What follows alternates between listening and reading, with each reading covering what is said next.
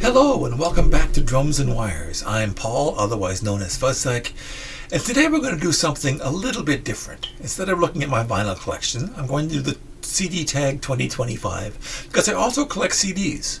It's the vinyl that gets the love on the YouTubes here, I find, but CDs are just as important. I have just as many CDs as I have vinyl, maybe even more actually, so it's time to give them some love as well.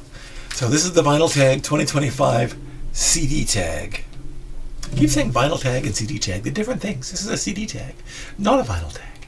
So there, got it straightened out. The first question is, when did you get your first CD player? Well, I managed to narrow that down to 1987. I bought a standalone CD player. I forget the brand now. And I bought 2 CDs that day. And the next question is, what was the first CD you ever bought? Well, one of them was Kate Bush's first LP, Kick Inside, because rumor had it was going out of print already. I since replaced that with the box set and whatnot, but I still have the other CD that I bought that day. It's the Supremes, Every Great #1 Hit. Came out in 1987, so that jibes with when I got the CD player. And I still have the Supremes albums. So Supremes and Kate Bush were the first CDs I ever bought. Most recent CD purchase. Well, this came yesterday. This is Shampoo, the complete Shampoo, because everybody needs a guilty pleasure, and Shampoo are one of mine.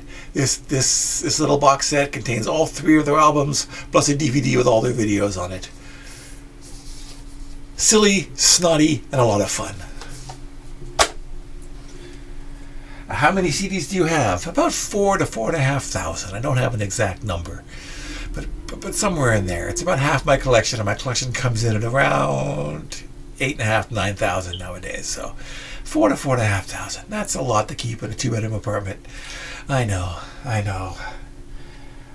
Jewel case or digipack? I don't really have a preference. No, I don't really have a preference. The digipacks are kind of nice. I know they're more environmentally nice, but they do tend to wear out faster. Jewel cases can last forever if you take care of them, and they're easily replaceable if they break. If something happens to your digipack, it's toast. So, no real preference, but maybe slightly going towards the jewel case now that I think about it. Yeah. Okay, so question number 6, best CD purchase of 2024. That would have to be the Brain Records box set.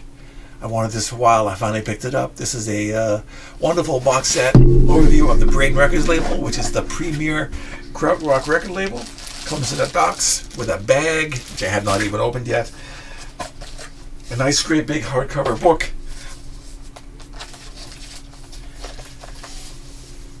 Let There Be Kraut. And 8 CDs. I've gotten through all 8. It's a wonderful listen. I do highly recommend it if you're getting into krautrock. Show a live album on CD. Well, for that one, I'm going to go for Pearl Jam. It's Pearl Jam Dissident, but it's actually live in Atlanta. You had to buy 3 CD singles. The first one came with this packaging, and the 3 CD singles came with stickers, so you could complete the packaging and the CDs themselves. So it's a Dissident single, so it's a studio version of Dissident plus a complete live in Atlanta concert. I'm not sure what year here it is. 1994 was the year of the concert. Best sounding CD. The best sounding CDs are the SA CDs. They didn't last very long. They never seemed to catch on. But I have an SA CD player. Well, a machine that plays the SA CDs as well as regular CDs and DVDs and Blu-rays and what have you. Pardon me when I have a coffee break there. And the best things to sound are the SA CDs. This is John Coltrane's Love Supreme on SA CD. I recommend trying to hear one if you never have. They sound like, remember the first time I heard an SA CD, I just got my player, I popped in one of the can ones, and it sounded like they were playing in my living room.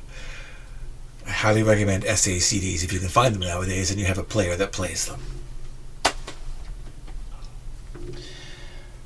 Now the next question I've put into one answer. The questions were favorite CD cover or insert and favorite CD or CD box set.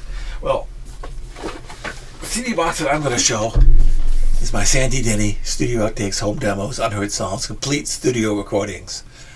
They only made 3,000 of these. I was lucky enough to get one of the day it came out.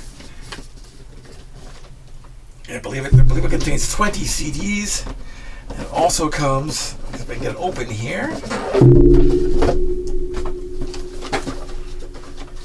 with this gorgeous hardcover book, which goes over each CD in detail. Oops, I just lost my place there. I mean, the packaging on this is just superlative. A great book. And it also comes with all kinds of inserts, postcards, a poster. So, for best packaging and show a CD box set, I'm going to go with the Sandy Denny box set. Show a CD from your favorite band. Well, that's difficult. I have many favorite bands, but I'm going to go for the Jesus and Mary Chain.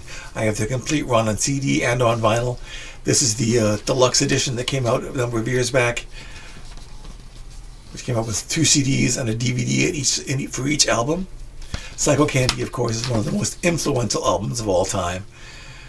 So Jesus and Mary Chain, one of my favorite bands. And then, what artist or band do you have the most CDs by? Well, that would probably have to be Miles Davis, starting with this box set here. The Miles Davis Complete Columbia Album Collection.